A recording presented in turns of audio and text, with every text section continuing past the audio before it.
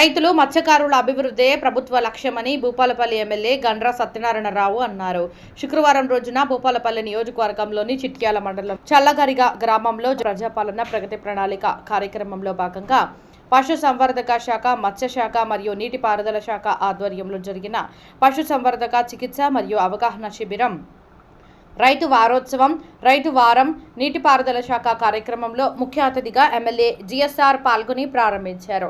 ఈ సందర్భంగా ఎమ్మెల్యే మాట్లాడుతూ రైతులు, పాడి పశువుల పెంపకదారులు మరియు మత్స్యకారుల అభివృద్ధికి ప్రభుత్వం ప్రత్యేక చర్యలు తీసుకుంటుందన్నారు. పాడి పశువులలో ఉచిత గర్భకోశ వ్యాధుల చికిత్స, మేలుజాతి దూడల పెంపకం కోసం లింగ నిర్ధారిత వీర్యంతో కృత్రిమ గర్భధారణ చేయించుకోవాలని రైతులకు సూచించారు. అలాగే రైతు వారోత్సవం కార్యక్రమంలో భాగంగా చెరువుల్లో కలుపు నివారణ, చేపల వ్యాధుల నిర్వహణ, చేపల ఉత్పత్తి పెంపు చర్యలు చేపట్టాలని తెలిపారు. రైతు వారం కార్యక్రమంలో భాగంగా నీటిపారుదల గేట్ల నిర్వహణ, ఎత్తిపోతల పథకాల మరమ్మతులు, కాలువలలో పూడిక తొలగింపు, జమ్ము మరియు కంప చెట్ల తొలగింపు వంటి పనులను సమర్థవంతంగా చేపట్టాలని సంబంధిత అధికారులను కోరారు. కొబ్బరికాయ బోల్తా పడచ్చి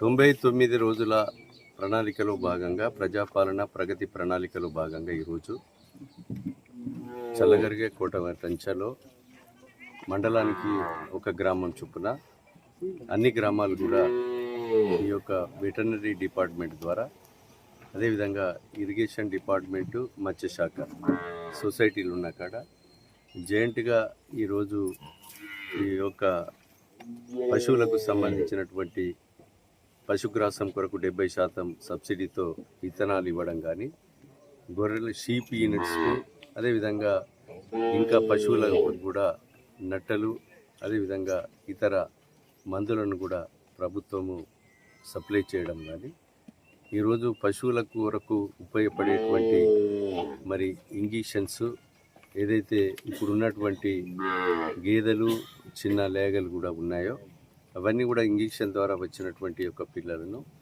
మరి కృత్రిమ పద్ధతిలో ఈరోజు అభివృద్ధి చెందే విధంగా ప్రభుత్వము ప్రోత్సహించడం జరుగుతూ ఉంది. ముఖ్యంగా రైతాంగానికి ఉపయోగపడేటువంటి ఈ గేదెలు, పశువులు, అదేవిధంగా మత్స్యశాఖకు సంబంధించినటువంటి చేప పిల్లలు కానీ, ఇంకా రైతులకు సంబంధించినటువంటి కూరగాయ విత్తనాలు 100%తో ఇవ్వడం కానీ, రైతులకు సంబంధించినటువంటి ఈ 99 రోజుల ప్రణాళికలో భాగంగా రైతులు బోర్లు వేసుకున్నా కొత్తగా వాళ్ళు కనెక్షన్ తీసుకోవటానికి, ఫోన్లు షిఫ్ట్ చేసుకోవటానికి, ట్రాన్స్ఫార్మర్లు షిఫ్ట్ చేసుకోవటానికి ఫ్రీగా ఉపయోగపడే విధంగా ఈ ప్రణాళిక మరి దీన్ని అందరూ కూడా సద్వినియోగం చేసుకోవాల్సిందిగా నేను కోరుతున్నాను. అదేవిధంగా రైతులకు కూడా ముఖ్యంగా ఈరోజు ఈ రాష్ట్రంలో 54 లక్షల టన్నుల మక్కలు పండించారు. ఒక భూపాలపల్లిలోనే 1,10,000 టన్నులు మక్కలు పండినాయి. మక్క కొనుగోలు కేంద్రాలు ఏ రాష్ట్ర ప్రభుత్వం ఇదివరకు మక్క కొనుగోలు కేంద్రాలు పెట్టలే. ఇంత పంట కూడా ఈ భూమి పుట్టిన కాడి నుంచి పండలే.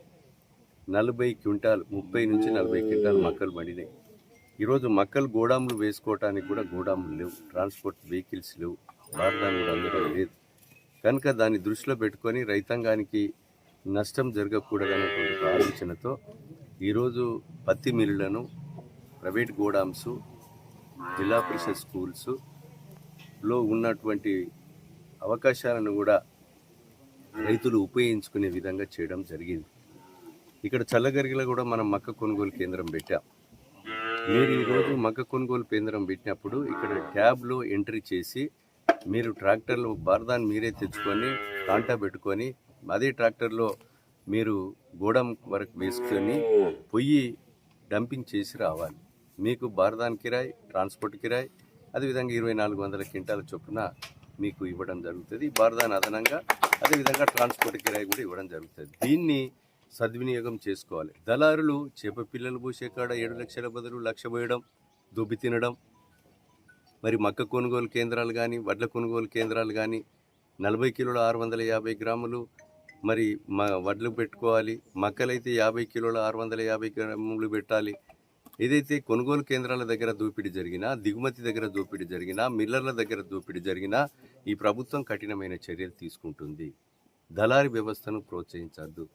ఈ మక్కలు దళారులు 1400కో 1600కో 1800కో కొని వాడు లారీలో లోడ్ చేసుకొని వాడే ముందు పత్తి మిల్లుల కాడ పెట్టి దించుకునే పరిస్థితి చేస్తున్నారు. ఇలాంటి దళారీ వ్యవస్థ చేప పిల్లలు, మక్క జొన్నల కాడ కానీ వడ్ల కాడ కానీ తర్వాత ఈ దళారీ వ్యవస్థ రూపుమాపాలి. దళారులను ప్రోత్సహిస్తే గ్రామంలో ఉన్నటువంటి సర్పంచులు, అధికారులు, కలెక్టర్లు అందరూ కూడా కఠినమైన చర్యలు ప్రభుత్వం తీసుకోవాలి. ఎక్కడికక్కడ అరికట్టాలని సందర్భంగా నేను గుర్తు చేస్తున్నాను.